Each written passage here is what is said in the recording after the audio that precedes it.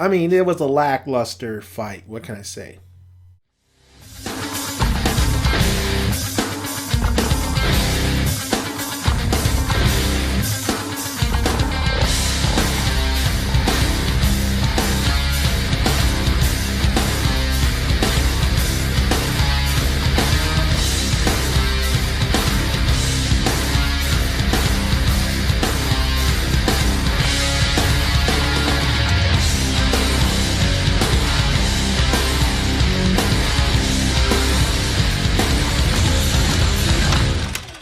What's going on, guys? We were talking UFC Ultimate Fighter, McGregor versus Faber. Now, this episode was definitely a little lackluster. It was a little bit boring, honestly. We had Team McGregor's Saul Rogers fighting Team Faber's Billy Quarantillo. Um, you see, Billy's not that, he's a hard knocks kind of kid. He definitely is. He just doesn't have any technique. He's kind of inexperienced. While Saul even trained with McGregor at one point, as he revealed in this episode. He definitely wanted. If you saw his fight to get into the house, he takes the guy down to the ground. He ground and pounds him. I believe he got the submission.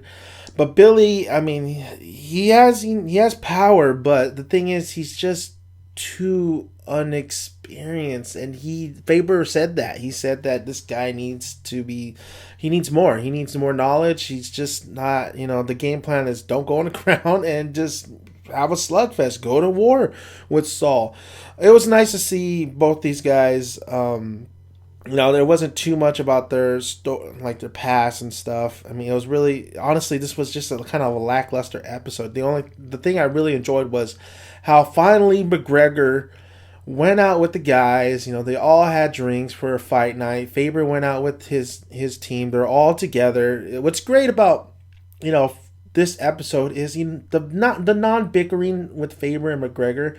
Sometimes it's entertaining, but then sometimes it's like, oh, that's pretty cool. It's not about them, it's about the guys. And it was great to see another side of McGregor, whether you like him or not. He is a douchebag though. What's crazy is like McGregor, it was funny to see him. All he does is just, well, first of all, what the hell is he wearing? Why does he always wear like these funky clothes and these tight clothes? But what was funny, and I was noticing, is just like, man, this guy, all he does is just, when it comes to fight night with the fighters, he goes into his fighter's locker room real quick. I mean, the editing and stuff, we don't know how long he goes into the room for to maybe see him train and stuff. But he goes in there, he wishes him luck, and then he goes back out with the rest of the team to get ready to watch the fight that's going to commence. But with Faber, he's in there. I mean, he has the mitts. He's showing, helping them, warming up. I mean, he's 100% committed to his team, to his fighters. But it is also funny, I believe, Gregorowitz, I think that's how you say his last name, how he was feeling the fatigue. Like, he wasn't having fun at the house. And you're not supposed to have fun at the house. You're supposed to be there just to fight. So, he's just... Right now, he's not in a good place. He misses his family. He misses his friends. He feels like the training that his Faber and he likes his teammates, but the way that they train, it just doesn't fit him. So he doesn't even really know Faber. So it showcases that, hey, these guys are in the house for so many weeks. Doesn't mean that they're buddies with the actual fighter like Faber. So it was very interesting with Chris and his situation. I think he needs to just stop being a baby, and he knew what he was getting into. He said it's a great opportunity, but he said he would he would go home, and I guess that's how some people are. But stop being a baby, man up. This is not just an opportunity. This is life right here. He said he wants to make money. Well, there you go. You got to be. This is gonna make you money. You're on TV. How do you think Dana White's gonna feel when he sees that shit on TV? So, as much as I think I like Chris, I think he's a good fighter.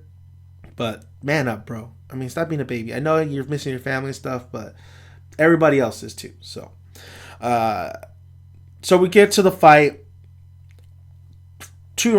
2 rounds of just Saul really beating up Billy. Billy did not stick with the game plan. I don't know why he shot. He tried to do a double leg takedown on Saul in the very beginning of the first round. I don't know why he shot at him, because it totally failed, and Saul is just more experienced on the ground, and he was in guard. At one point, he was in full mount. I mean, this Saul was just kicking his ass. Hard shots, ground and pound. He beat Billy in 2 rounds. I mean, 2 rounds, it was just all Saul. It was dominance. McGregor won the fight. There's really not too much to talk about in that fight. That Billy should have stayed standing up. But even when he stood up, he did get maybe a couple exchanges. But Saul was keeping up with him. So you could tell just Saul was the better fighter. And Billy needed to learn a little bit more. McGregor just picked the best matchup for his team. And it showcased Saul definitely won this fight. So it is what it is. USA, they lost 2 in a row. That means we're 2-2, and we're heading into this next fight. And McGregor, of course, has the pick. But it was a lackluster episode, honestly. It was not that entertaining. It was definitely. I don't really feel super close to anybody in the fight. I don't have a favorite. Not yet. We haven't met all the other fighters yet and their stories and stuff. But I don't have a favorite really. I don't really have a favorite. Not like the previous seasons. Not even like I would love to see another women's, like a Ronda Rousey versus Miesha Tate. I think that was more entertaining because the women division is so newer, and I believe, in my opinion, that the women's fights are a little bit more exciting sometimes because they're in it. In it to prove something, and it feels like kind of a routine when it comes to the men division or the men fighting in the UFC. It seems like it's just all for the paycheck. So that's how I feel. And this Ultimate Fighter season is okay. It's not the best, of course, and it's not the worst, but no, it's not the worst. I just wish for a little bit more exciting fights. And I think one of my commenters, one of my subscribers, I forgot who it was, but he called it. So, he's calling it so far that these fights, if you look at the previews and stuff, that it's not really.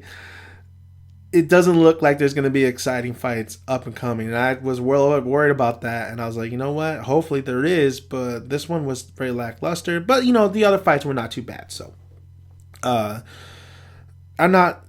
This season, Dana White said, the reason I'm saying this, I don't really, when it comes to the UFC fight card, you do want to see, a lot of submissions are always in, the ground. It takes time when you're on the ground.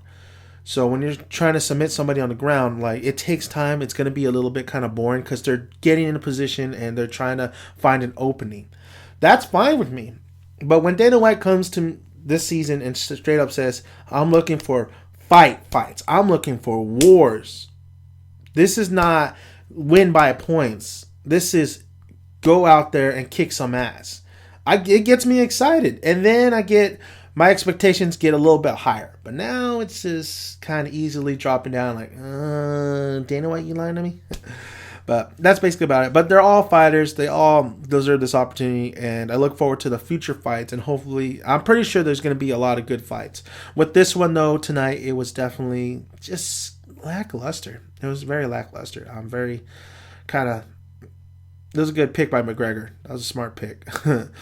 We'll see if Faber can bounce back, though. So, thank you guys for listening. I'm Dan the Man, aka Dan Sun. You can please push that subscribe button. I have a lot more videos.